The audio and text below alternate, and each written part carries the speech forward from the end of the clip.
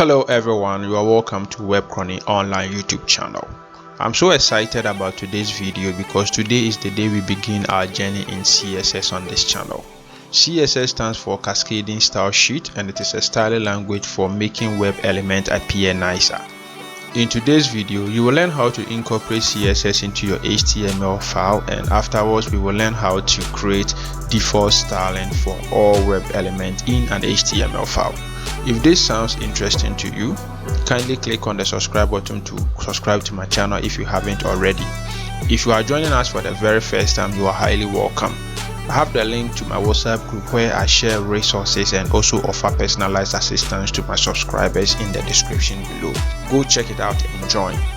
With my Visual Studio Code already opened, let's begin. Okay guys, so for the sake of what we are going to do today, it will be in our best interest to create a new HTML file. I'll move my cursor to this icon, click to open the Explorer, click on the HTML folder so that I can create a new file. This new file I'm creating will be called index2.html. You can go ahead and call your own anyhow you want, the name really doesn't matter. And with the help of the emmet, I will create this template. I'll now change the title of this web page to Intro to CSS, and inside the body tag I will create one h1 element with the text "This is an introduction lesson on CSS." Okay, great. Now let's take it from here. Let me go ahead and click on the go live so that we can see what we are doing. Now the h1 element has been created successfully. Let me restore down the code editor so that we can show both the code and the browser at the same time. Great. Okay guys, so now that our h1 element has been created, we can go ahead and then add some styles to it. There are three ways of adding styles to HTML file or web element, and the first way is called inline styling. With the inline styling, we have an attribute called style, which is added to the opening tag of the element, and once the style attribute has been created, we can go ahead and give the browser instructions to display our element any way we want. Okay, so for example, I can change the color from a default color to red like this, and now the text is red. Okay, I can go ahead and change the font size from its current font size to, let's say, 55 pixels, and now the text is quite bigger than it was. Okay, the downside of the inline styling is that you cannot give common styles for similar web elements. So for example, if we use h1 for titles, and let's say there are 3 or 4 titles in the same web page, we cannot have a common style for all of them. What it means is that if we want them to have the same style, we just have to copy and paste whatever we did for the first one to the remaining h1 elements or titles in the web page. Okay, another downside is that it makes the HTML file bulky and difficult to read. Okay, it works alright, but it is not recommended.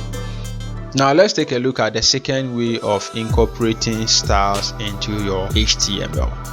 Okay guys, so the second way of adding styles to an HTML project or file is called the embedded styling. And with the embedded styling, we create a tag in the head element called style, and inside this element we can go ahead and give the browser instructions. Okay, but before then, let me go ahead and create another h1 element so that it will help us to understand things much better.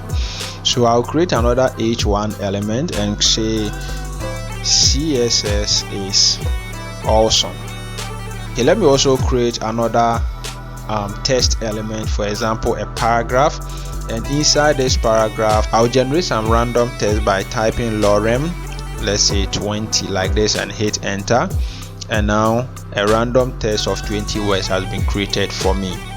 Now inside the opening and closing style tag or element in the head tag, I can go ahead and give instructions to the browser to display my element in any way I want. So for example, I want my h1 to be blue. Okay, I want my h1 to be blue. So I'll type h1 followed by opening and closing curly bracket, and every instruction that I give inside the curly bracket will be the style for this h1 element. Okay, so for example, I can say the color should be blue like this. And now take a look at something. We have two h1 elements here. One is blue, the other is red. Why is this one red? This is red because we have an inline style here which says that the color should be red. So if I cut this one out of it, this one too will have a blue color. Okay, now let me paste it back and then explain something to you. When it comes to styling, proximity matters. And what I mean by proximity is that the closeness of the style to the element really matters. And because the inline styling is closer or proximate to the h1 element, it will take precedence over the h1 styling we give in the embedded. Okay, so for example, if I set the font size here to be, let's say, 65 this time around, you realize that the second h1 element to be bigger than the first one. Okay, and the reason is that this one already has a font size set to 55, and because the inline styling is closer to this h1 element, this will take precedence over the one that has been set in the style tag, in the head tag. Okay, great. Now I can go ahead and also do some styling with the P. So for example, I'll just type P followed by opening and closing curly bracket, and I'll say text align and maybe set it to center like this. And now the text has been centered. Okay, I can also increase the font size to, let's say, 32 pixels, and now the font size is a bit bigger. Okay, great. So this is the second way of adding styles to an HTML file. Now the downside of this way of adding styles is that though you may be able to add a common style to common or similar element in the HTML web page, but you cannot have a common style for similar element on multiple web pages. Okay, and which is why the third option comes in. Okay guys, so the third and most common way of having CSS in an HTML is to create the CSS as a separate file and then linking it into the HTML file. Okay, so to do that, I will bring my cursor here, click to open the Explorer. I want to create a new folder where all the styles will be kept. So I'll move my cursor out of all the folders and then click on this icon to create my folder. This folder can be called any name, but I'll prefer to call it styles. Okay, and hit enter. And whilst the styles folder is still selected, I will click here to create my CSS file, and I'll call this CSS index.css like this. Great. So now that I have created my index.css, I can also give instruction to change the color of the paragraph. Okay, so I'll just type P like this and then bring my curly bracket. Inside the curly bracket, I can give instructions to the browser to display my paragraph in a certain way. So for example, I can change the color from its default color to, let me say, green. So I'll say color to green like this. Nothing happened. Okay, nothing happened because the HTML doesn't recognize the CSS. It doesn't even know it exists, and the only way we can make this thing work is to link the CSS in the HTML file. So I'll just come to the index2.html file, and under the closing style tag, I'll create a tag called link, which is a self-closing tag, by the way. And this self-closing tag comes with two pre-populated attributes. The first one being real, which says that it is a style sheet. Okay, so it informs the browser that this file that I'm linking to you is a style sheet. Okay, so inside the href, I will locate where the CSS file can be found. So I will bring my double dot and then /, and the reason is that the index2.html file is in a separate folder. We have to walk out of that folder and then locate the styles folder and then select the index.css, and now the color is green. Okay, I can add some more attributes. So for example, I can capitalize the first letter of every word. So let's do that. Text transform to capitalize, and as you can see, the first letter of every word has been capitalized. At the moment, don't worry about all these instructions. We will get to know most of them in due course.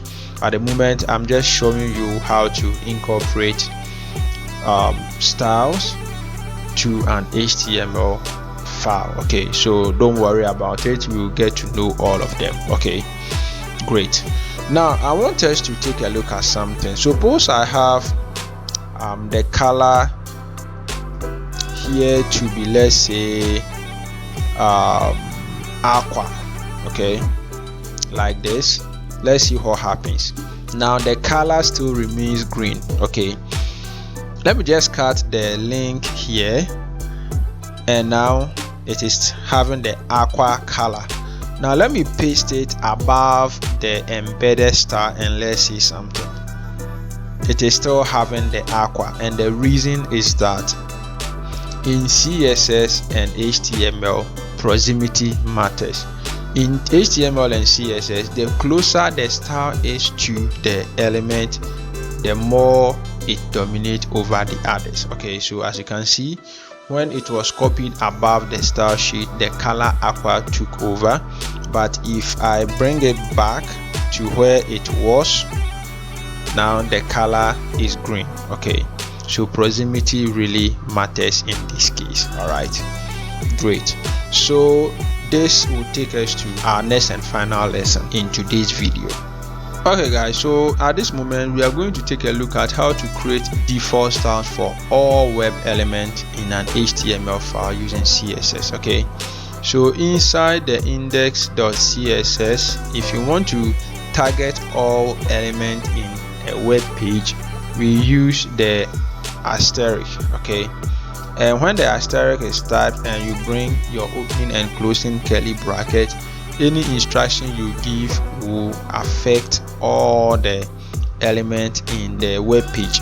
So for example, I can, by the way, let me just get rid of these ones. I'll just comment it out. Great. And I'll also remove the inline style like this. So inside the asterisk, opening and closing curly bracket, we can say set the font size of everything to, let's say, 33 pixels. And now all the text elements have a font size of 33 pixels.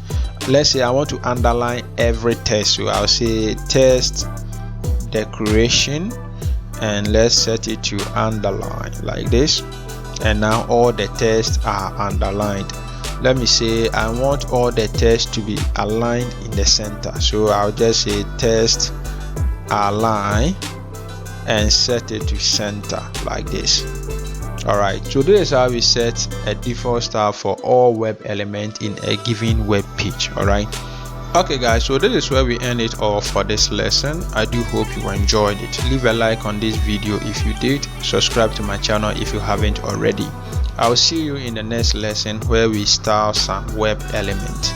Until then, peace out.